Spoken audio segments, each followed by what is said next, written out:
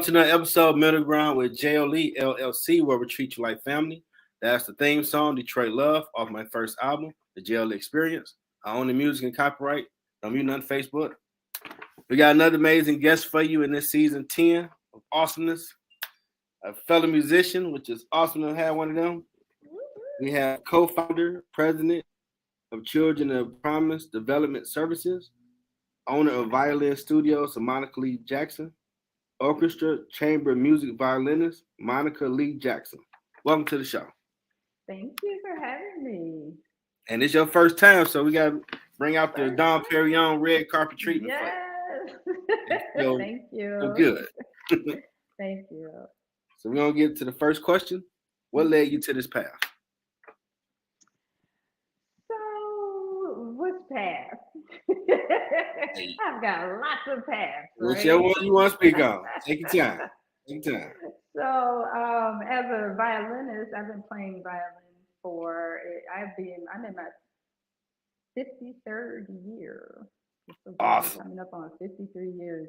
And I actually went to play clarinet in the 3rd grade. I wanted to play clarinet so badly, and so I went to sign up when it was time to sign up for music. And they said, "Ooh, we don't have any left, but we got some violins." I was like, "Oh, I want to play the violin, play the clarinet." Dang! I cried. I really did. I cried, and just take it home, and we'll get you the clarinet when one becomes available. But that didn't happen. So, and plus, I had a cousin who he was about 15 years older than me, and he played violin, and I didn't know that. And so he came over the house with his violin one day, and he just propelled me. You know, all the things they said I couldn't do. You know, don't take this out of the instrument. Don't take this out of the case. He said, "Forget that. We're taking all of this out. I'm showing you how to do it." Okay. That's what he said, for real. Gotcha. So, and he really, he mentored me and trained me and taught me things that the school just wasn't going to teach me. You know. Okay. So, and made it enjoyable. So that was that path. And I had already played piano. And I was already playing piano because my grandmother was a pianist and a church organist. And I literally sat under her feet. Yeah.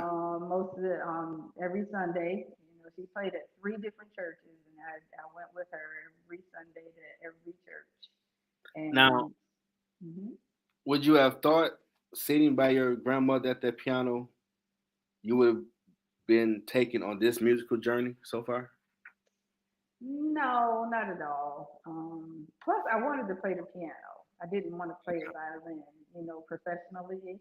I thought I was going to go to college for piano until my violin teacher, who was really interested in me and really wanted me to go to school for violin, he asked me to play something. And I couldn't because I really wasn't that good. Okay.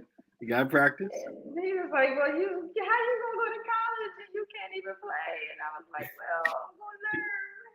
Oh, no. No, let's not do that.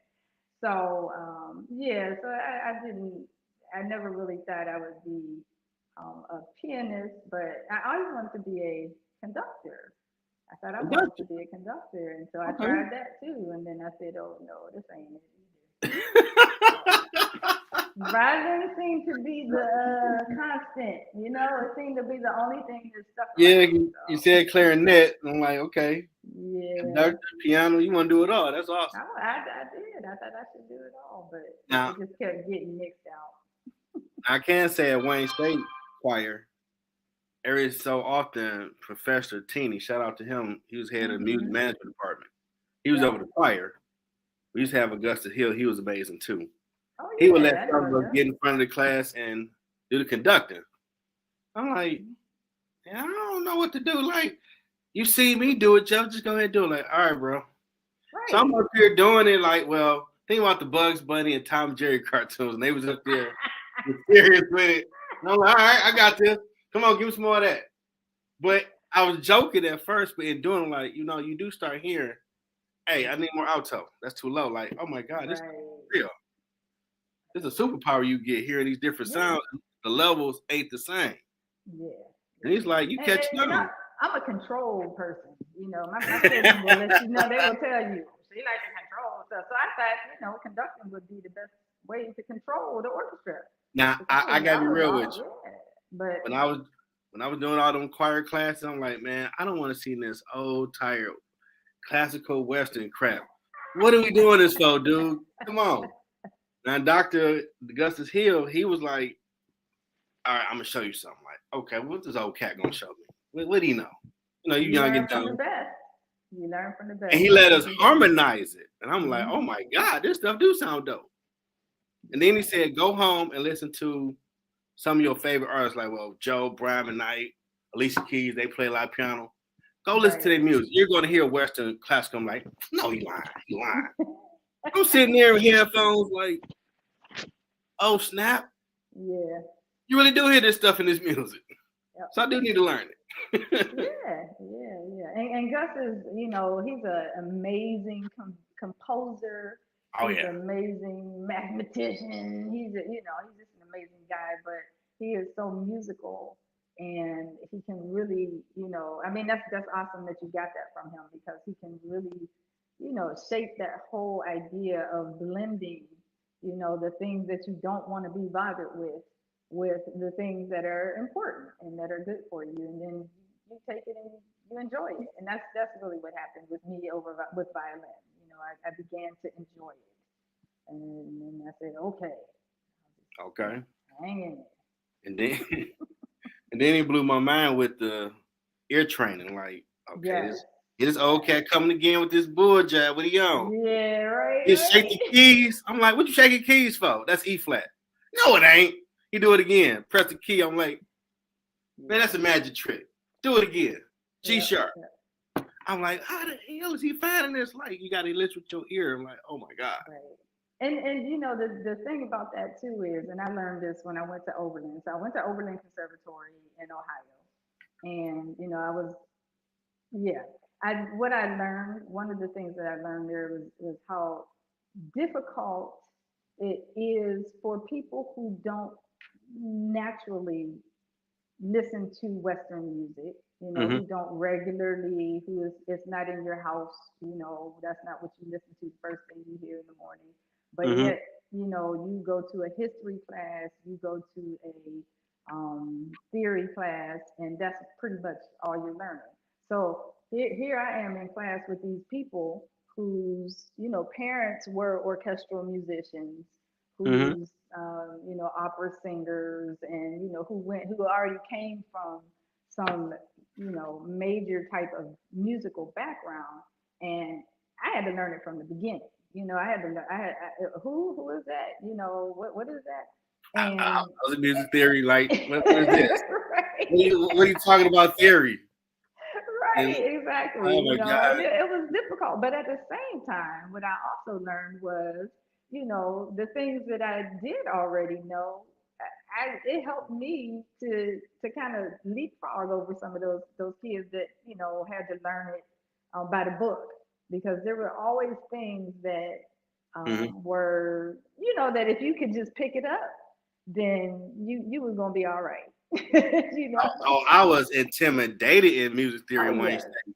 Like these people yes, coming in with they big whatevers, guitars, violins. I'm like, they been doing this exactly. since they was a baby. I don't know nothing. Right, right, But right. they start talking theory, argument the seventh, and we all looking like, oh, I ain't the only dumb one. Okay, I feel good now. Right, We all gonna exactly. we all gonna have to figure this thing out.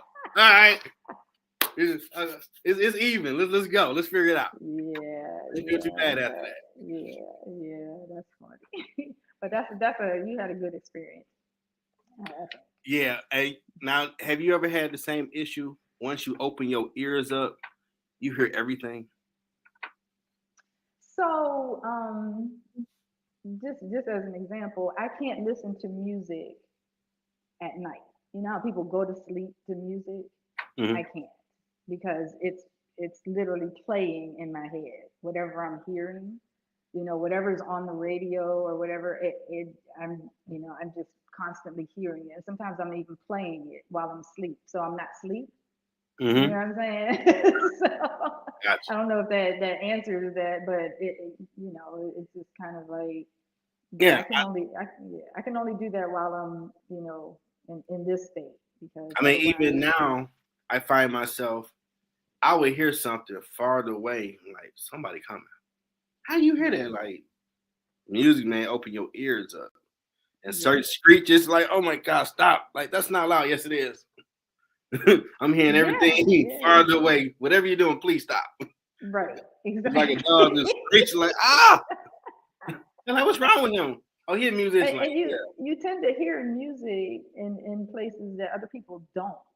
And I don't mean physical places, but there could be something just ticking, something just, water dripping or something, and you hear it as a sound. You hear it as, a rhythm, and then it can either, be agitating, getting on your nerves, yeah. or you can feel creative because of it, but that has happened quite a few times, or I'll hear a B flat and I'm just like, stop, what is that? Oh, the light bulb. That's the hum from the light bulb, Lord. Yes. Yes. And then I run into my piano and hit the note. Yep, that's a B flat. Yeah, The that music dryer sounds is going, and real. and I'm hearing rhythms, and it's like, oh, that's the dryer. I started recording my phone, like, that's a beat. I might need to work on something later. Right, Let me right. record that. Yeah. We have Who good is evening that? from Bridget Rodriguez. Bridget. Hi, Bridget. Appreciate you showing up.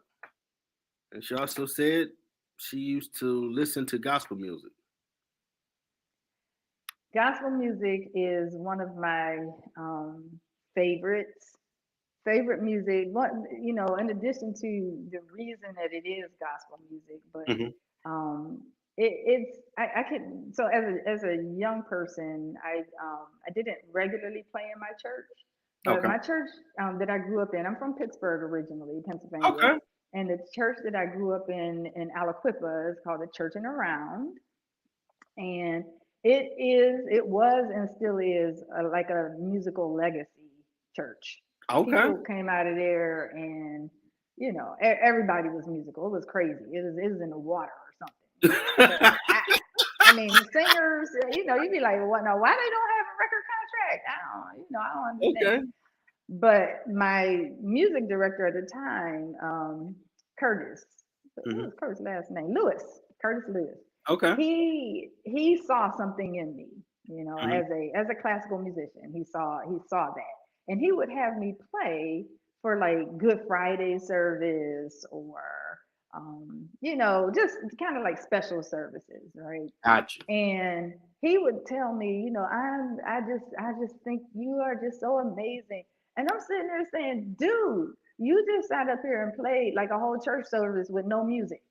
Like you just made up some songs. It's like, I, how can and so for me, the respect, Hmm. of gospel musicians, to the majority of them not being note readers, or classically trained, or any kind of training for that matter. I don't know Yeah. if it's still like that, but back in the day, it was very much like that, and I just was just amazed. And I can remember, I think I was at U of M at the time. Okay. Yeah, I think I was. I was at U of M, and the gospel choir, and actually I think it was Easton's gospel choir, was practicing in one of the choir rooms, Okay.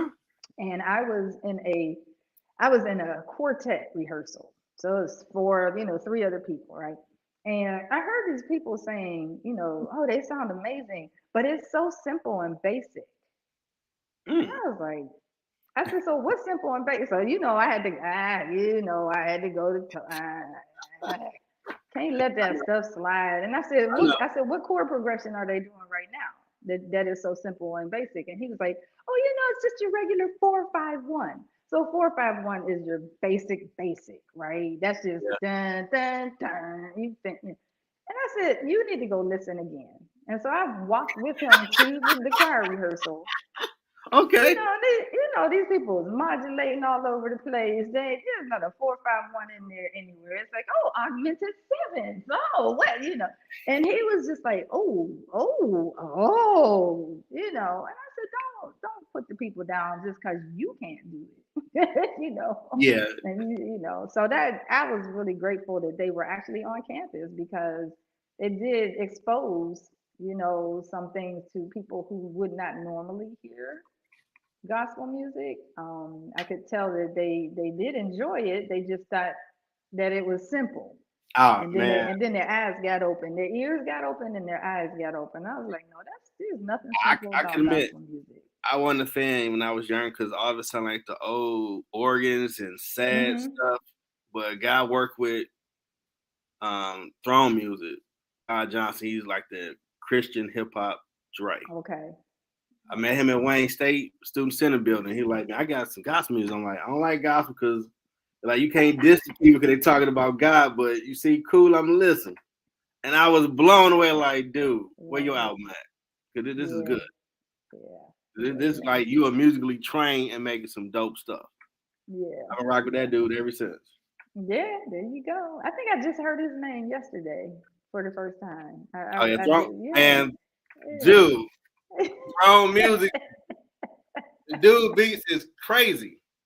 That's funny. That's funny. But We yeah. had a But funny moment working on my second album when I was playing stuff at home on my piano, and I was, you start getting to the point that rhythm time. I play it, mm-hmm, it put on the mm-hmm. board, and he checking it like the timing, like, hey man, this is kind of right. I'm like, well, I told you I had took piano class in 2000. That's like my base. Right. Like, wait a minute, you got me doing all the work. Like, bro, it's your cricket. I ain't trying to be both, but I told you. Like, nah, get over here. Give me hand the wheel, and you start doing this thing. I'm like, oh, I can drive the car. That is like catnip. Like, oh my god, let me do it. Like, man, ain't nothing like doing that too. Ain't nothing like doing it. Right. Now, what is Violin Studios of Monica Lee? How did that come about? Say that again. I'm sorry, I missed you. What is Violin Studios of Monica Lee Jackson, and how did that come about? Okay, so I actually started teaching violin when I was about 14. Wow. Yep, I was a part of an organization called Ozanam Strings in Pittsburgh, and we had a summer and like an after school program. So Okay. it was amazing. I mean, Awesome. it just I played with people like Count Basie, Oh, Maynard Ferguson, Stanley Turrentine, Stanley Clark. So wow. and we had this. It was this little white nun. she she decided she wanted young black kids to learn how to play the violin, and so she had brought in the Suzuki program, which is it's a method, a method of violin teaching that is Okay. still going strong. But at the time, it was not in Pittsburgh. So this would have been like in the early 70s. And I wasn't a part of the program then. But she took it to an area called the Hill District in Pittsburgh.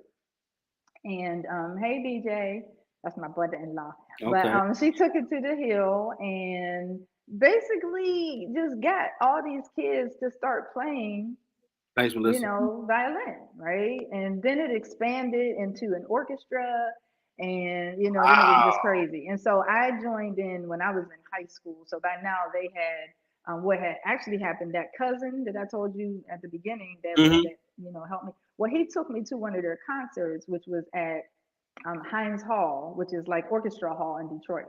Okay. And so he took me to one of their concerts, and ooh, now see, I need to have my violin. They had their violins on their laps, and they was doing like this. Oh wow. This is in 76 probably, maybe 76 about that. And they doing Okay. like this, and then they was doing like this. Getting it in. Yeah, and I was like, ooh, I want to do Okay. that. I want to do that. So I ended up, one of the people in my high school was a part of the organization. She invited me and I went out and I did that. So while I was there, I would teach and I taught some of, they brought in little 5 and 6 year olds and I, Nice. would teach them and it was fun at the time, and I was making money as a 14-year-old, Oh, you was teaching. balling. It was Back crazy. And I then? could look back on it, right?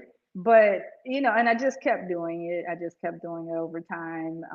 And then when I moved to Michigan, I worked in Ann Arbor for a bit. And then when I literally moved to Detroit, I just, opened, started having students, private students. And then eventually I was homeschooling my children. Okay. And so we would go to these classes on Fridays. It was called an enrichment program. And Okay. so they would have, my daughter would take jewelry class. She took biology there, just different things that they could take that I didn't want to teach. Okay. And so I decided to take that time while they were in class from 9 to about 3. I said, well, I'm going to practice because I was still playing in orchestras, And I found a room. It was in a big old church, I found Hmm. a room and I was practicing. And one day, one of the directors heard me and she said, do you teach? And I was like, no. You see me playing? I'm playing. I'm not teaching. I'm playing. This is practice time. No. Okay. And she kept coming back and she kept coming back and she said, there's so many kids here that are listening to you practice and they really, and I was like, okay. So I ended up, the majority of my studio was my homeschoolers. Okay. And that was amazing because it was just, it was so free. It really was because there were kids that would come in and say, my goal is to learn the music from Rent. I was like, what is Rent? The Broadway musical. Now I got to Okay. learn it. I want to learn the music from Disney something. So it was kind of like I would say, well, you got to learn this first. Then we can, so here's the carrot, right? You want to play. So it was a couple of the kids, we did some hip hop stuff and Okay. it was really cool. But and then my kids went to high school and my homeschoolers, they was giving me some real interesting, I didn't have time. How the heck you ain't got time to practice and you homeschool? I'm just saying. Because I could say that because I homeschooled also. And Oh my man. kids had a big old calendar, a chart that said, Oh, you're you going to ain't playing. practice piano for 30 minutes, practice violin for 30 minutes. So Hmm. when you tell me you don't have time, it just, you're not trying. This is just a notch on your, so you could say play violin, I Hey, guess. I don't I know. had to go to a piano teacher to get better because I'm like, okay, I'm trying to get this music degree. I'm trying to figure this thing out. Right, This right. stuff sound like Spanglish. And one of my choir mates was teaching at the spot out on Warren past Telegraph. Got the name of the place. And he Okay. started breaking down like, the 4 count for whole notes, half note. I'm like, no. 1 and 2. And I'm like, oh, you do that when you're playing the piano? He looked at me like, bro, I've always sung in choirs, but ain't nobody broke the game down like that. Right. I'm like, I'm 2. I don't care. I want to learn. Yep. I learned all that progressions, like progression. Yeah. What's that? It's extremely Like, helpful okay. even in music and even outside of music because Oh yeah. people still they might not know they're doing music, right, but they are, and it which just cracks me up, especially dancers. You look at people with dance stuff, they gotta count, they can't just I feel like making my left foot go over here. No, you go on 4, you know. So, that's how I did my studio, and Okay. eventually I took in a lot of students, high school students, and and eventually I think in 2013 I just said, I'm done. Okay. I'm done with A lot of y'all. time in. It was 40 years at that point. I said I'm That's a done. lot of time. I love y'all. Yeah. Have you ever worked on hip hop music? Recorded? Um, not not Not technically. So I've played stuff, I'll play things and just listening, sometimes I just get in those modes where I just want to play something other than Bach, Brahms, or Beethoven, and I'll just pull up something, but these young kids, they got it. I ain't, I'm loving it. I'm absolutely Now, loving it. I was listening to something today. mhm. I wish I could remember what it was. I don't remember the name of it, but a friend sent me the YouTube, and it was a TikTok, but it was just on Okay. YouTube, and it was something about if the question, the guy posed the question, if your wife made $1 million, every year, would you be a stay-at-home husband or something like that? Okay. And I was hoping that would help me remember the name of the song, but it doesn't. But whatever the song was, it was straight up just a rap song, but there was this hip hop violin up under it. And I was Uh, like, whoa, who is this? And I could not, they did not give credit. I was mad. They didn't give credit to who it was. So I couldn't tell. But yeah, so, but I'd like to play with, I'll play with people, but I'm not really. Look, I I mean, let the other people do that. I can say I fell in love with the violin sound when Wu Tang dropped their reunited song back in '97. Right. Yep. Fellas, you about to go hang out downtown? Like, ah, we're not be quiet. Like, Right, it's a violin and right, hip hop. Like, oh, that right, is killing it. Oh, I need to use that one day. I love that sound. yeah, yeah, yeah, yeah. And like I said, I have a lot of friends who do it, and I support them 100,000%, because even that, if you look at some of the backgrounds of most of those hip hop violinists, you look at Black Strings, you look at just they didn't went to Juilliard, and Oh, they got credentials, mm-hmm, they and for the person. Okay, so Wynton Marsalis. mm-hmm.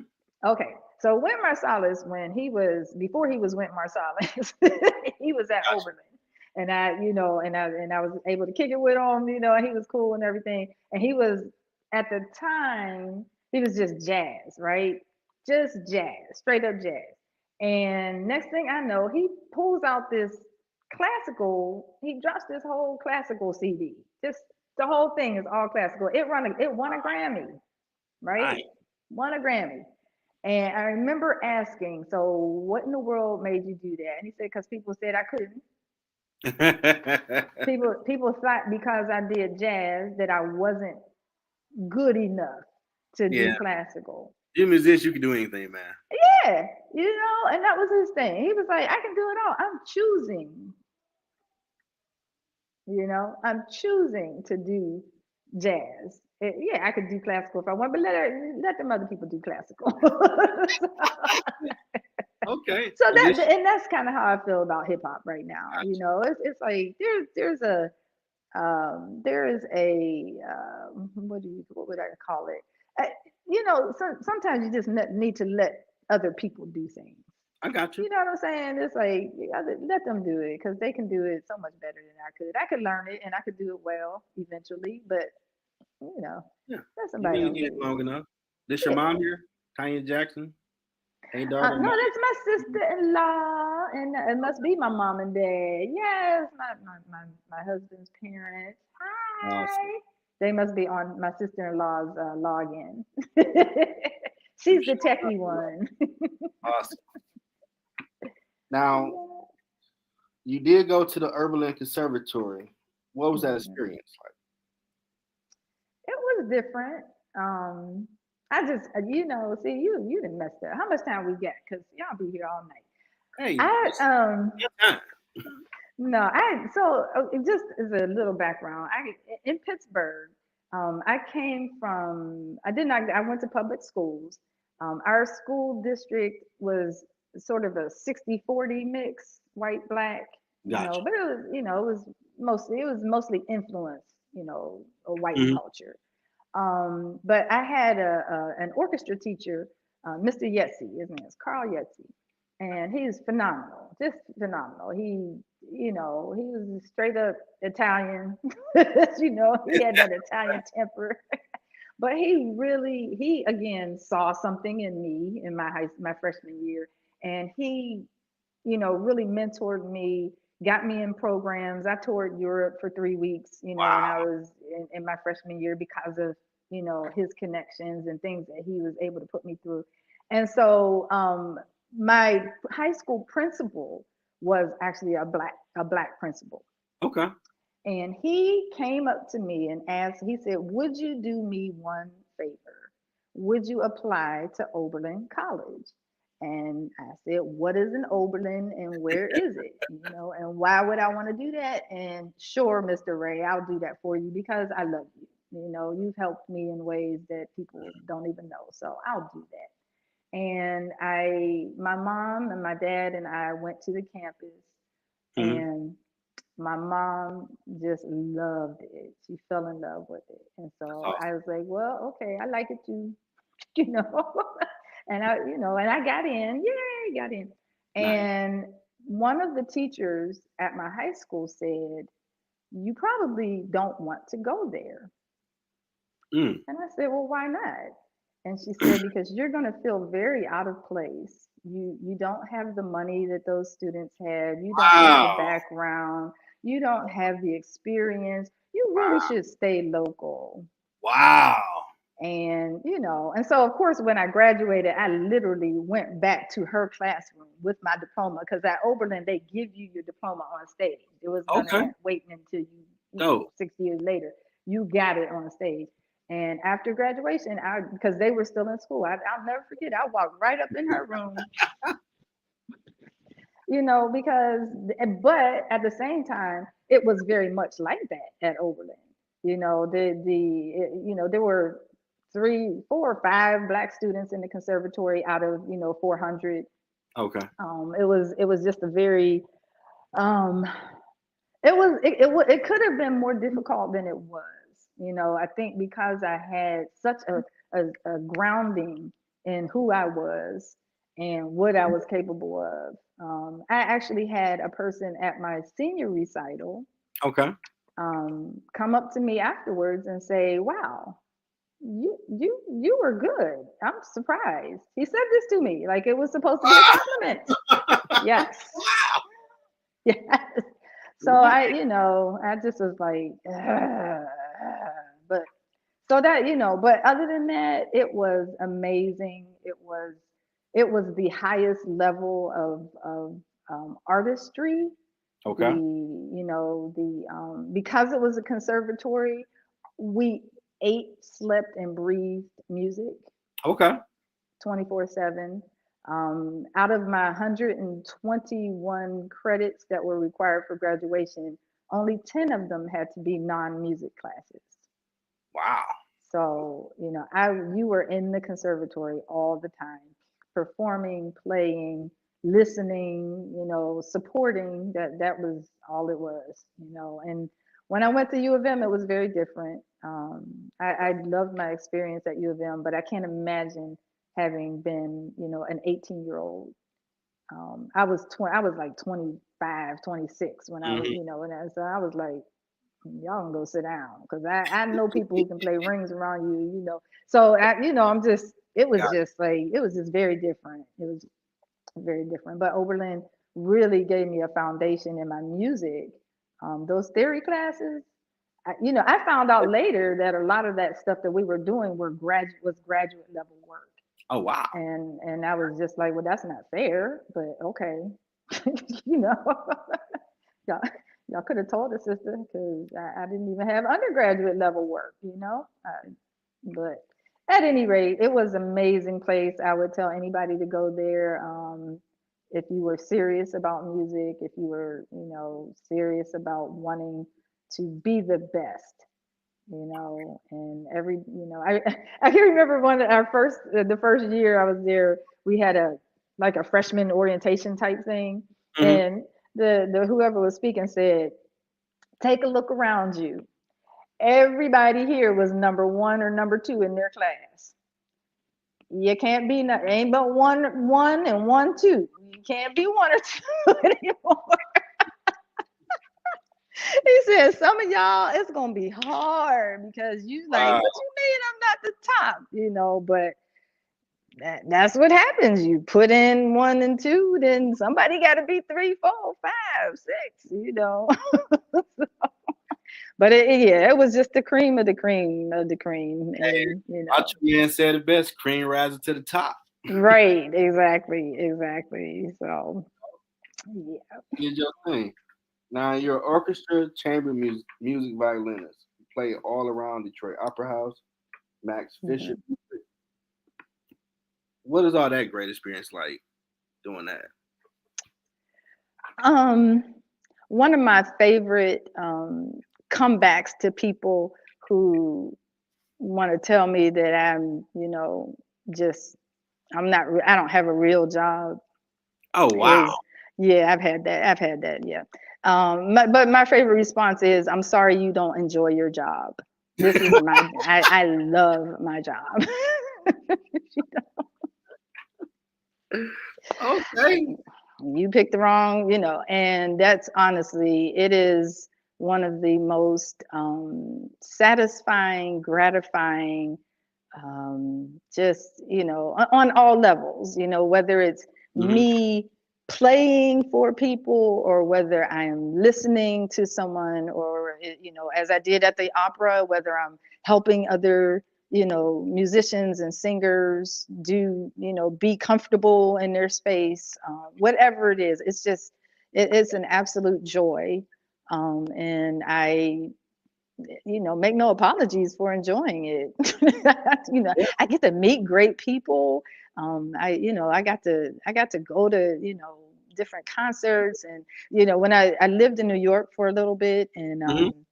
I was at Carnegie Hall all the time. It was a part of my job. It was a part of my job, and I met some people who are now, principals in the New York Philharmonic, or they're household names, Okay. but they were startups, when I met them. So it's just been just a wonderful, and it's a continual thing. You never get to, you're never at a place where it's like, okay, seen it all, done it all, met everybody.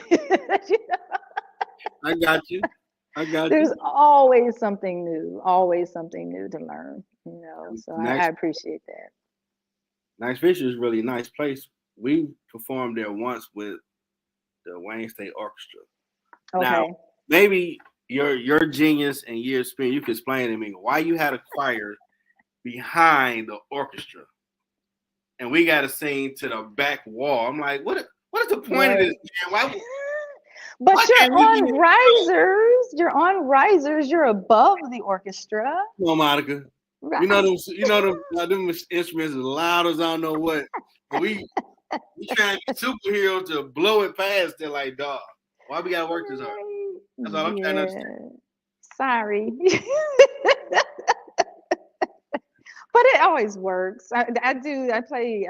I play there with Oakland Symphony in their Okay. chorus, and this was the first year I didn't. I didn't do it this year, but I've played there many times, and I've never not heard them, Jeff. I mean, I've never not Oh, heard the oh, oh, chorus.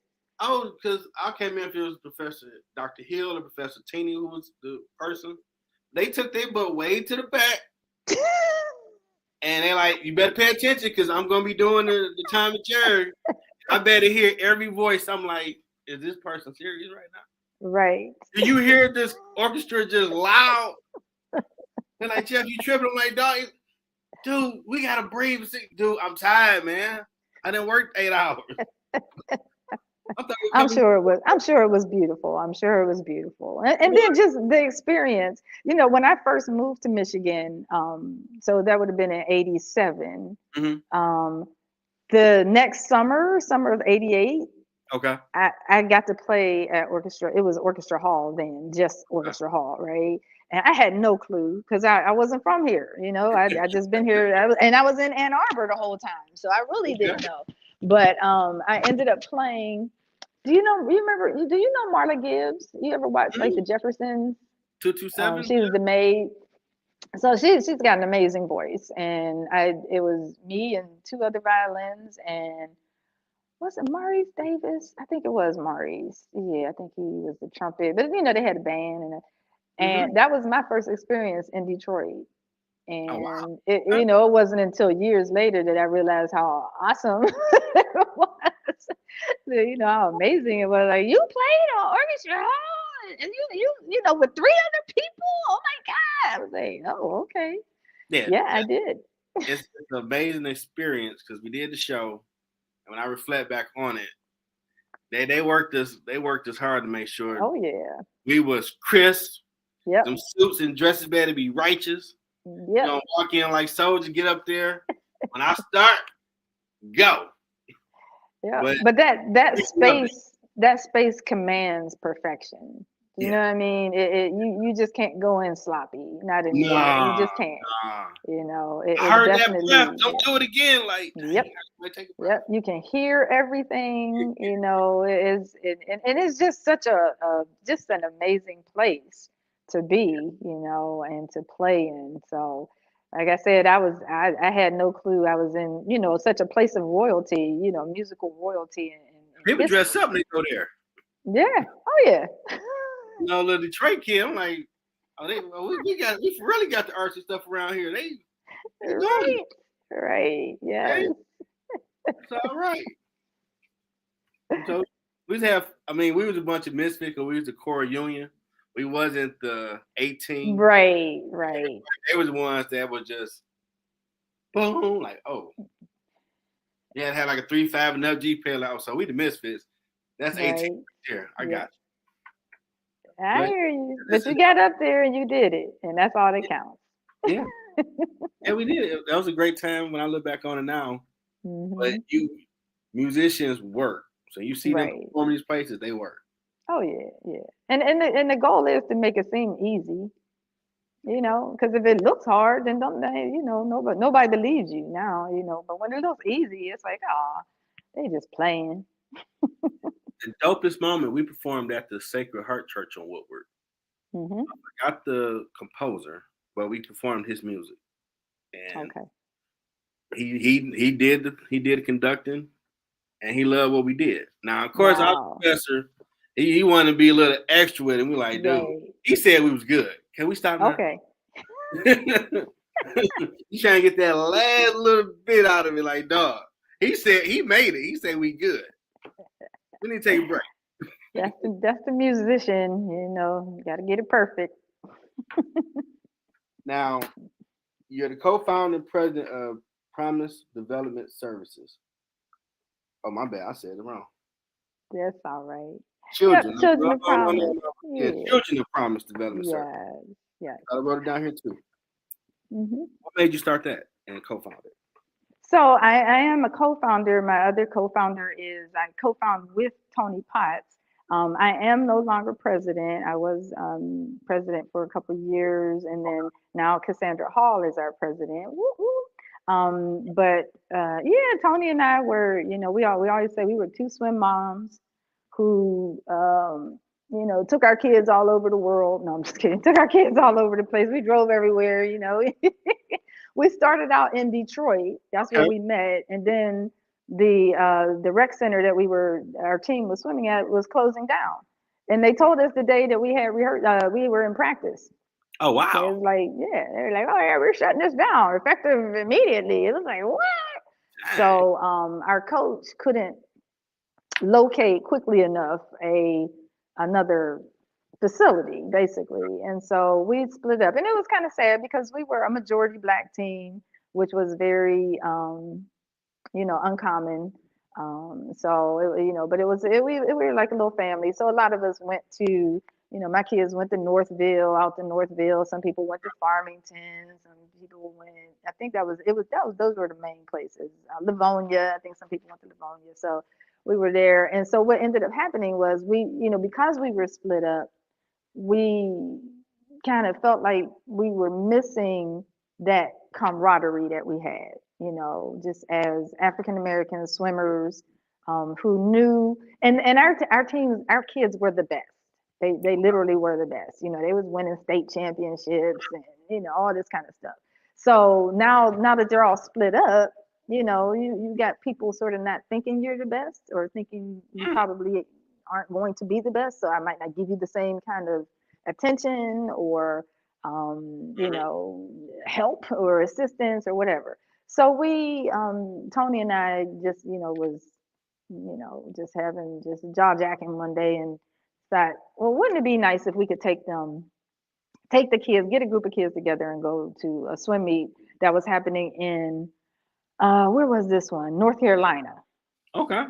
And so we did a little fundraising and got some people together and we got a bus and we drove on down to North Carolina and our kids, won everything. It was great. But at the same Awesome. time, it was a field of like 600 swimmers and they Wow. were all African American. Nice. Every last one of them. There might have been a Hispanic person in there somewhere, but they were all black. And it was, we all walked in like this, because we had never seen that.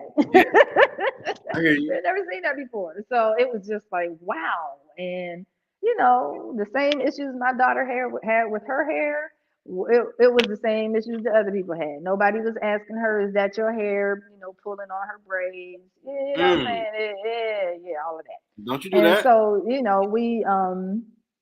we decided to go ahead and just start this nonprofit and that was the basis for it. We're going to go to different swim meets. And so we took the kids to North Carolina. We took them to Orlando. We took them to Washington, D.C. And, just made a really educational time out of it. We would go see different things, but the real education was that for them to be able to be around other swimmers of Okay. color who, again, like I said, it wasn't, a special thing that you had to put on lotion. You know what I'm saying? Well, nobody looking at them crazy, talking about why you putting on that lotion on your legs or why your legs white? Why they ashy? So, and then we did that for a couple of years and then we just expanded and now we have a group of board members who we fundraise and we Nice. have a camp Awesome. every 2 years and we bring kids from usually from Detroit, but we've had some from Saginaw and Flint area, and we take them out to my co-founder's family farm, the Potts family Okay. farm, and it's an 80-acre farm, Mm-hmm. and it has just amazing things. It has a historical landmark on it. It was a part of it was the I don't know if it was the escape route or if it was just a route, but it was a route where enslaved Mm-hmm. people went. That I think they were, I don't know where they was going, but that's where, it was there. And we were able to bring kids, or we are able to bring kids there for Okay. different kinds of camps, and that's the very first camp was a music camp Okay. because we didn't have any money, we didn't have a lot of money, and I got a grant, Get out the a little mud. grant, No. but it was like, so I said, okay, I'll be the camp counselor, you ain't got to pay me nothing, and we had, our kids, and one of the events, we took them to like the Chippewa Museum so they could learn about the Native Americans in Michigan and Okay. things of that nature. We took them to a powwow. We took them to some of the areas where Black people actually founded the cities. Wow. Okay. Yeah, exactly. Nobody knew, right? But they got these historical markers. And eventually we would go to a university. And that particular year, we went to Central Michigan. And for most of those kids, it was the first time they were ever on a college campus. Nice. And so it was like, wow. And my niece was one of the Mm-hmm. campers that year, and she, I just kind of watched her. She was 14, maybe 14 or 15 at the time, and I watched her, just like interacting with the people, the teachers, the professors, and I'm like, what is she doing? But she just loved the campus. And suffice it to say, she is a 2018 grad Okay, of Central. got you. And I just, I'm always just so proud of her. She's Brianna is her name, Jackson, That's and awesome. she's working on her master's now in child psychology. So, and she never, she didn't think that was something that she could do, but once she, and it's just like with anything, once you're actually in, the thing, whatever it is, usually one you say, oh, it's not as bad as I thought it was. It's Yeah. and two, it's like I actually like this. I can do this. So that is our goal with our campers. And then we also have a scholarship. We have two scholarships. One is for high school seniors, for African American high school seniors that are going anywhere for further, higher education, whether it's Mhm. trade school, college, a 2-year program, whatever it is, as long as you plan on doing something. And then we have a what we call an enrichment scholarship, Okay. which we just started, and it is so you know how you go to college, and Yeah. people think that's the end all, right? That's the end all to be, and it's like, Yeah. That's the start. no. So we actually, with one of the things that started it, my daughter is a marine biologist, and she wanted to go to a conference, and it was going to be $400. Mm. On her marine biologist salary at the time she was working at Disney, she $400 was a lot. And mommy and daddy were done. We're done. We got you through college. You going young. you know, we helped you. But these kind of things you got to figure out on your own, really. Otherwise you just don't appreciate it as much. So that made me think, though. I was like, well, if she's doing that and wishing she could do stuff, what are other kids? What other situations, right?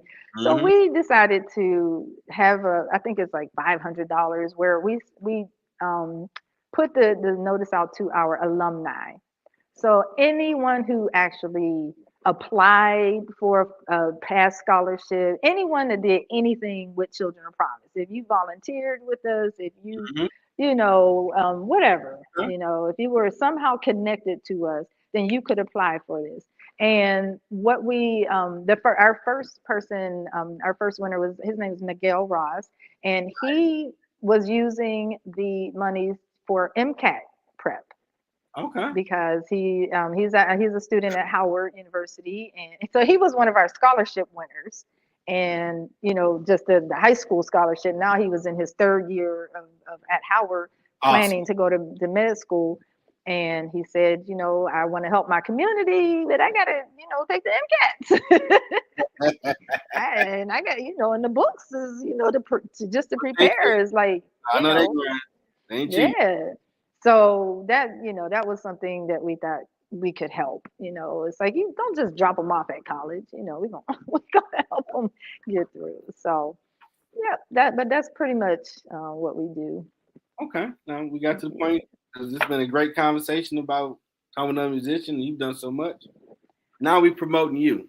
Go ahead. Oh, What you got that. going?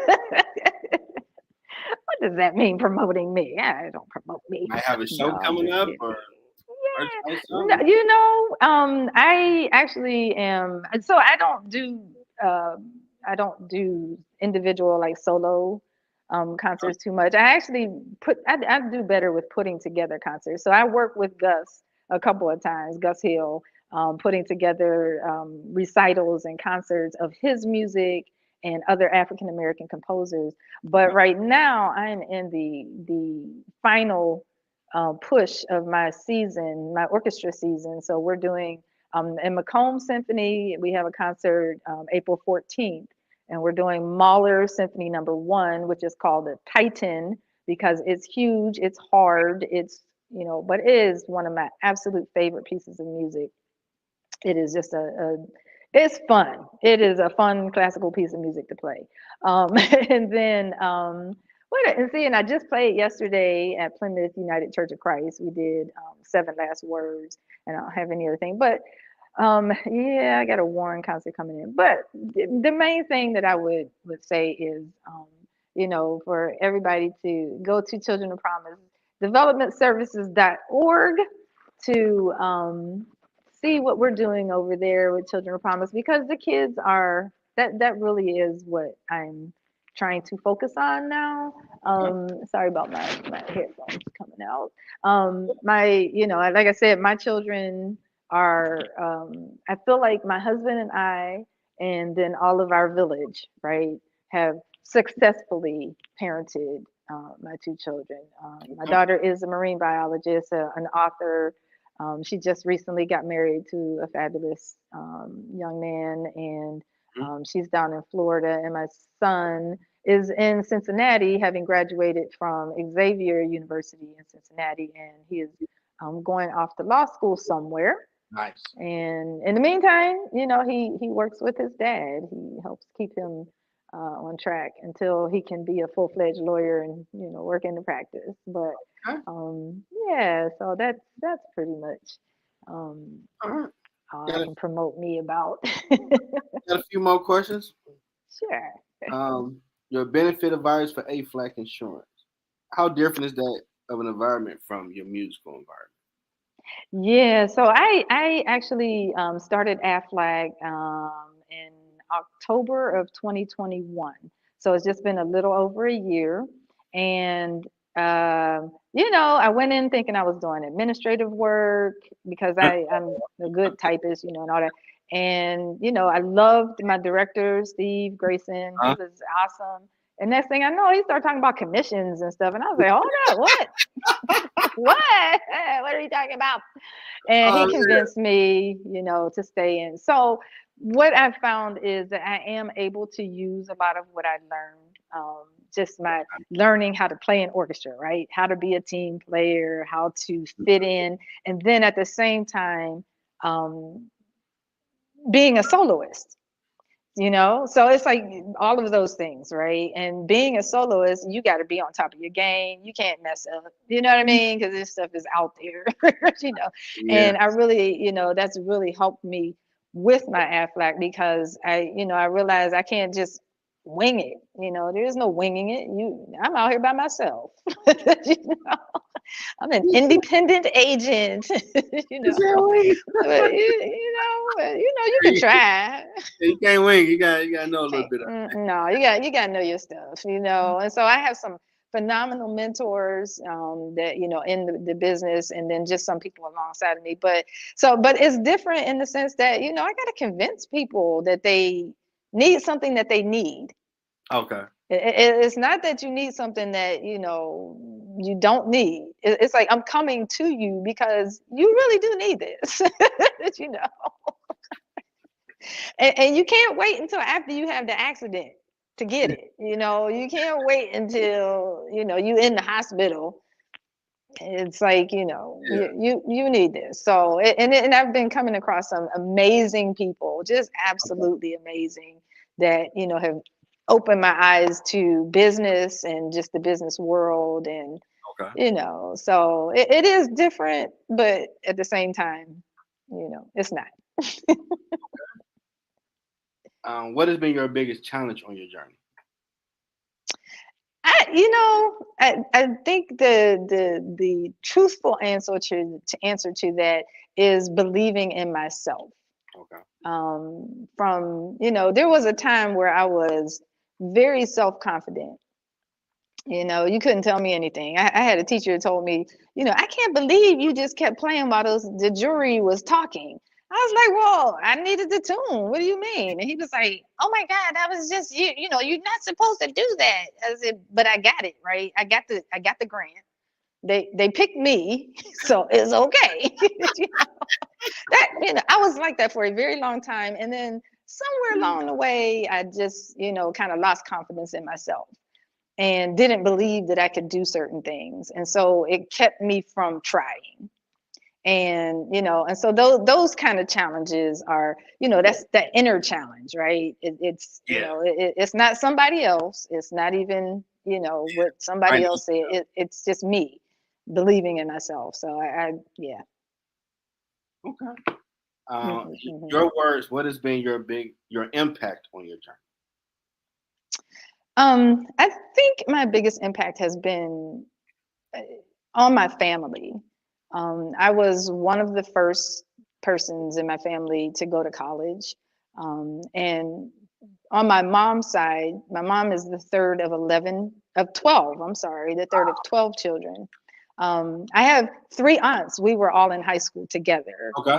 We were on homecoming court together. How about that? so, and I was the first one of those. I'm the second oldest of about 120 cousins on my Okay. mom's side, and I was the first one to go to college. So, not really thinking about how that meant, what that meant at the time, but now, right, 40 plus years later, Mhm. I've got a cousin that has a PhD in education. We've Awesome. got 3 or 4 MBAs. I have 2 engineers, and these, That's awesome. like yeah, and I had an uncle that went to college, but he didn't stay. And I did have a cousin who, my mom's cousin. These older cousins, I'm telling you, cousins, right? Cousins are amazing. They can be really amazing people. My That's my true. cousin Fran was the president of a university in Okay. Pennsylvania, and she was the first Black in 150 years and the first woman. And she was so real. I absolutely loved her. Her inauguration service had her, the ceremony. She had African drummers. She had an African Okay. drumming. She had a choir. She was just Get like, it big. and yes, I am President Francine McNary. Yes. Let them And know. and I watched her in just the settings of just every day, and she was just so down to earth. And so I wanted to be like that, with my family, because she influenced me. And I was like, so I like to think that that was my biggest impact, especially when I look at the numbers. Oh, for sure. That's powerful. Like my man Doug said, Yeah, yeah, show them the way that it can be done. Because some people right. need that one, like, Yep. man, we all talking about we're gonna get to that light we see, but I don't know how to do it. And like, wait a minute, this person they carve it out a path. Hey, Right. sure, Exactly. let's try Exactly. that. Yep. And everybody started coming through like, dog, because don't close the door. Once you get through, leave it open and leave the rope out there. They got to put the weight. Right. Leave the rope. Yes. Don't Leave the do it. That's rope. mine. Yes. All mine. Don't do that. It's true though. Loose. Yep. Yep. So. Now, time for that Yoda game. Oh Lord. Be comfortable, relax, chill. To answer this for you, boy. What advice do you have for someone trying to find their purpose? Oh, for So, my number one advice would be this: to seek God. That's the number one. And most of the times in seeking Him, you will find that it comes through other people, right? And so it's just so important who your squad is, who your posse is, who you travel with, who you do things with, because if you got somebody, if you have a group of folk around you telling you what you can't do, no matter how hard you try to do it, so at some point it's going to, sink in that you can't do it. And it's a lie. It's just not the truth. And, my cousins, right? My older cousins, my mom and dad, my in-laws even. Oh my gosh, they're just the most encouraging people. And one of my friends, she would always say to me, Monica, you can fly, right? I was like, girl, what's wrong with you? No, I can't fly, But that was what she saw in me. And so when we awesome. would have conversations, there was never any, well, I don't know if you can do that. I don't know if you know what I'm saying? It was always, you want to try it? All right. What do we need to do? Because I'm going to try it with you, or I'm going to help you try it, or whatever. So That's that, honestly, that is, really just to know who you have around you and make sure that they're for you, that's and true. that they, are, trying to help you get to where you want to go. They're not trying to go to Chicago and you trying to go to Florida, and they telling you how to get to Chicago. It's like, I'm trying to go to Florida. Nah, girl, you want to go to Chicago. Okay. Yeah, they ain't for you to doing that. Not at Yeah. all.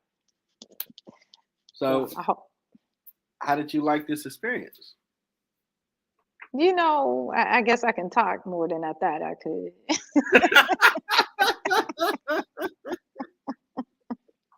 I appreciate you. I do, because obviously you made me feel very comfortable, and I appreciate that Got in a to, very big way. got to. So, yeah, thank you. I appreciate you sharing stories. It's been a treat to listen to a accomplished musician like yourself, just Oh, throwing thank knowledge you. out there. That's pretty awesome. Yeah, I Pretty appreciate that. Thank you. awesome. So we want to thank co-founder and former president, Children of Promise Development Services, retired owner of Violin Studios, Monica Lee Jackson, Orchestra Chamber Music Violinist, Monica Lee Jackson, for sharing her story and that Yoda game at the end. That's what God got me, because now God knows kid, I'm hard headed, because had I not listened, I wouldn't be doing this right now. But God, he'll do me Right, right. like that Yeah, and make sure I'm out here doing it and meeting awesome yes. people like yourself. Thank you. So I hope you had fun. Hope everybody enjoyed it. Yes, Share it with people. Oh, we got a few people yes. I put up here. Leonard McCormick. Oh, that's my brother. Oh, he's amazing. Okay. He's retired. He's one of those ones that was told he couldn't do stuff, and he can retire from 32 years of Wow. teaching. And he And we, was told he can't. Yeah, you can't. Mm-mm. and we, You can't even graduate from high school. How you gonna be? What? No. so we got That's him. my husband. Lord help me. Don't do a boy like that. He's showing up for you. Give that man a hand. Shout out to the brothers out here that's buried doing their thing. Shout out to Luke. Giving that man a hard time. He's showing love. Yes, he know. He know. I loved it him. Do that, man. And we got Pam Esquire. Oh, that's his associate. Hi, thank you, Okay. Pam. Yeah, I gotta have all y'all on the show. I'm gonna reach out to y'all on LinkedIn, writing these names down. Yes, they are all amazing. They I need are these stories, huh? absolutely amazing. I need these Yes, stories. every last one of them, absolutely amazing. Or if you don't, reach out to me, Jeffrey Evans on LinkedIn, because I need these stories. I'm gonna send you all this stuff. Hey, do it. Now. Do it. I gotta do every career field. I'm trying to get them all. And that's What? that's awesome. Yeah, That's my child. That's my mini me. That's awesome. All the That's love. my mini me. Awesome. This is who the piano was for. We got another one. Ryan Jackson. Great job. Thank you all. I appreciate you being on. Thank you. Showed out for you. I appreciate the views. Yes. Love my family. Being on here. Make sure I get that Thank comment. you, Jeff. I thank you for doing it, because I saw your resume like, yeah, I got to have her on there. It's a little different. I'm sorry, it's a little different to have a musician, because you start talking music stuff and like, yeah, I understand. Like, yeah. Yeah, I could do a whole hour on just music. Man. For real. You ever thought about doing a book? It was nice knowing you, Jeff. Oh, see, look at my spidey sense ain't crazy on the author aspect. You ain't trying to do it yet, but I feel you. I feel you, Monica. I feel you. Yeah, it's coming. You got a few more. Yeah. Tony Potts. Excellent interview. That's my co-founder. Thank you, Tony. She's amazing. Yeah, I appreciate the hit the like button. Appreciate that. Hit the like button. That's a term now. Right. Yes. Well, then that's everybody that wanted to get to show their love to you. People are amazing. Thank you. You are amazing. Hope you enjoy the rest of your resurrection weekend. All right. Food. I don't know what you too. Happy Resurrection Day tomorrow. You're gonna be in there doing it. Just getting it. Just getting it with I'm gonna be at home. I'm just saying. Oh, you gonna put you to work? What? Yes. COVID messed up all of our stuff. It just messed up everything. And so people, they cut stuff out and they ain't brought it back. I got you. They was like, oh, we could do this without having to pay people. Oh, okay, never mind. I got you. I got you. Well, if you want, you can leave out after I hit the outro. Thank you. Yeah. Till next time, everybody.